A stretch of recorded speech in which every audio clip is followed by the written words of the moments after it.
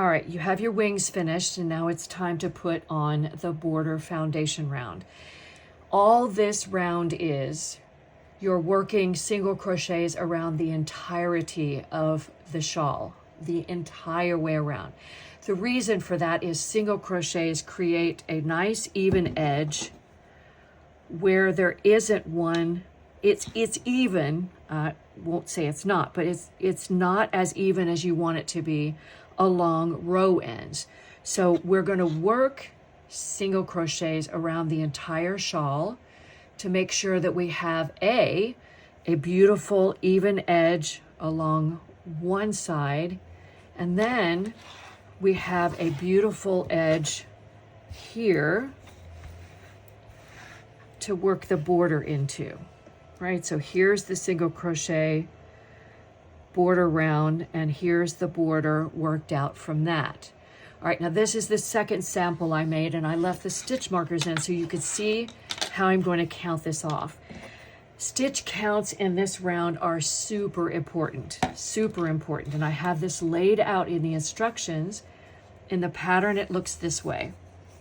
So I have it bulleted, and I show you exactly how many stitches are in each step so that you know exactly how many single crochet to put. I'm not going to tell you to work single crochet evenly from point to point because there are 120 single crochet and no one wants to do that. So I've made this as simple as possible. All right, so the single crochet border is already worked in here, but you'll be able to see what I'm talking about. Here's the edge of the square, and here's row 1 of wing 1. What I'm going to do, I have 119 stitches plus the tip, which equals 120, that I want to work evenly over 60 rows. So the math tells me that every row end needs 2 single crochets in it. Well, how do I keep track of that? This is how. There's the last round of the square, first row of wing 1. So I count 10 rows and I place a marker. 1, 2, 3, 4, 5, 6, 7, 8, 9, 10. And you'll notice that this marker is in the single crochet that corresponds between rows 10 and 11. All right, for the next one, we do the same thing. We put the marker there. And for the next one, we do the same thing. 1, 2, 3, 4, 5, 6, 7, 8, 9, 10, and voila, I have a marker in between rows 20 and 21. And I'm going to do the same thing all the way up to the tip of the shawl. Now I took the stitch marker out, but when I finished wing 1 and when I finished wing 2, I was instructed to place a marker in the tip of each wing. That stitch gets a dedicated single crochet. So in this last section, remember you're working 20 single crochet in between markers, 2 at the end of each row. When I get to the last marker, I'm going to work 2, 2, 2, 2, 2, 2, 2, 2, and so on and so forth for 9 out of those 10 rows. That's 18 single crochet. The last row, if you've worked wing 1 and wing 2, you know that the last row is actually just a single crochet and double crochet for the wing. That's a very short space to fit 2 stitches into. So you're only going to work 1 in row 60 of that 60 row wing. And the last, the 120th single crochet goes in the tip of the one that has the marker in it. Okay. On the other side of the wing, see if I have it marked here. I don't think I have it marked on the other side, but you're going to mark both sides of the wing in the same way.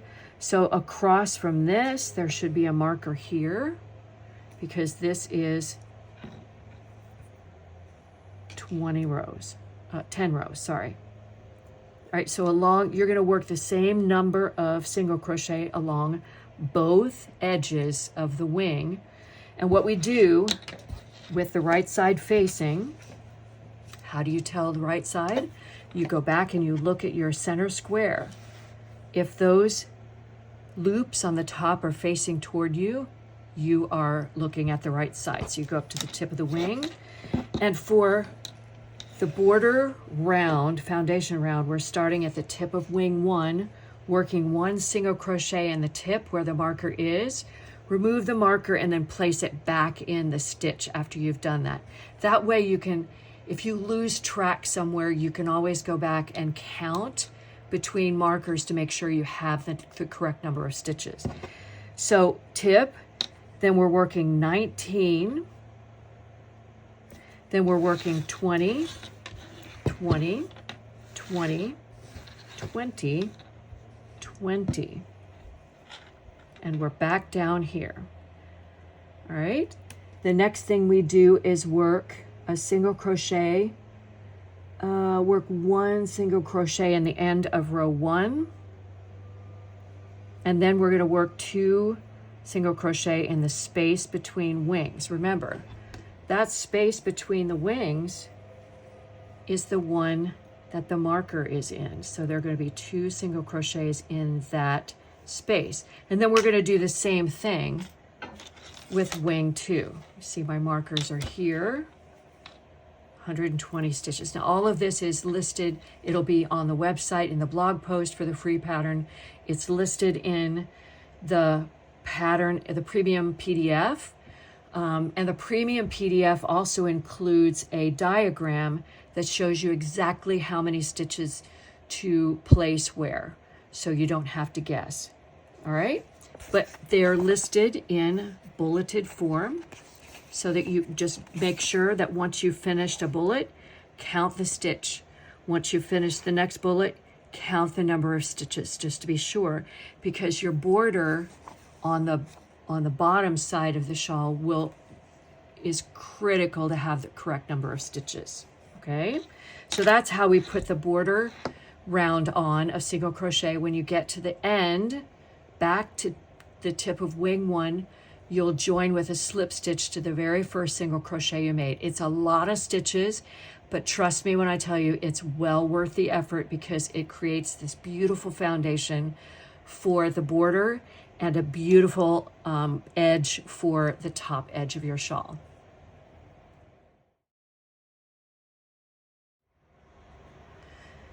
So now it's time for the border, and I'm not going to go through the steps for the border because the border takes its inspiration from the center square. So you've already done these skills in the center square.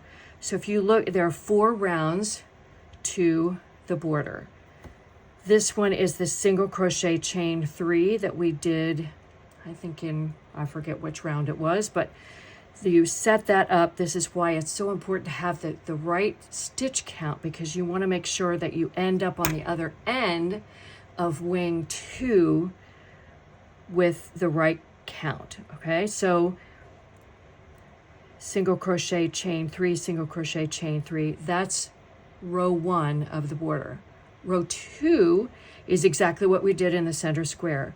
Granny stitches in each chain space. Okay, then let me see here how many chains.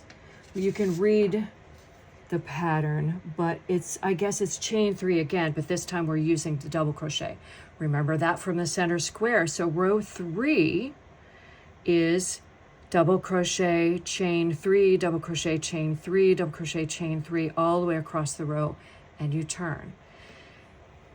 The last row, it's technically a shell, but I didn't call it that just because I really didn't know what to call it. But it is 2 double crochet, picot, and 3 double crochet. So it's a 5 double crochet shell with a picot kind of in the middle. Now the reason why you don't put it over the third one, which is technically the middle stitch of the shell, is because the picot leans over. So once we work it after the second double crochet, we picot, and then it falls over the middle stitch, making it look like it's right in the middle. And you're going to work that all the way across to the end of the other wing, and your border is done. Now, to show you how to make these picot shells, I'm including a video right after this to show you exactly how I worked it.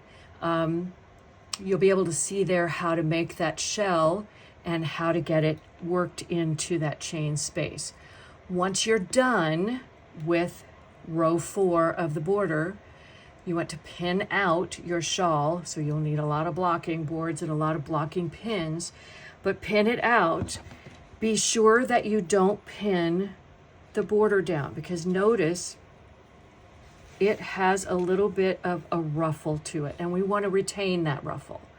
So when you pin for blocking, pin along that single crochet foundation round that we did. And then all of the measurements are in the blog post or in the pattern. I use steam blocking, light steam blocking. Some people will soak it and then pin it out wet and let it dry. It really depends upon the fiber that you use in your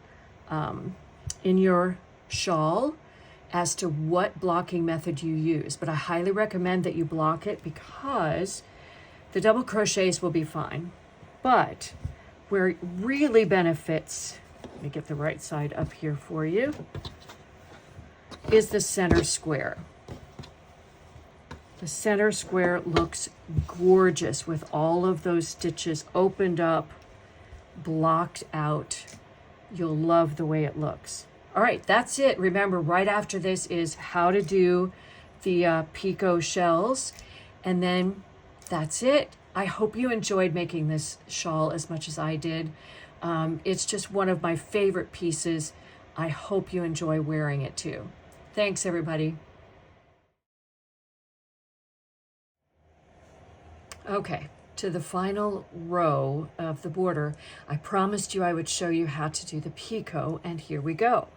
So if we look closely at one of the picot shells, you'll notice that there are, in the instructions, it tells you to double crochet 2, then picot, then double crochet 3.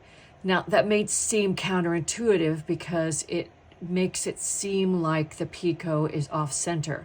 But because of the way that the picot sits over the stitches, by working 2 and then doing the picot and then working 3 more, it makes it look like it's over the center one, or at least over the second and third. So that's what it looks like when it's finished. Let me show you how to make one. All right. So I'm just using a sample here. This isn't the finished product. Here we go. So in the space, the chain 3 space, I'm going to put 2 double crochet.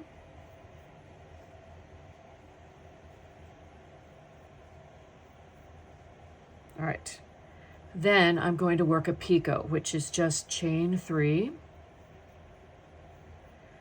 And then I insert my hook in the first chain I made, and then slip stitch that all together. All right, so there's my picot. It's kind of hiding out over there. And then to complete that space, I do 3 more double crochet.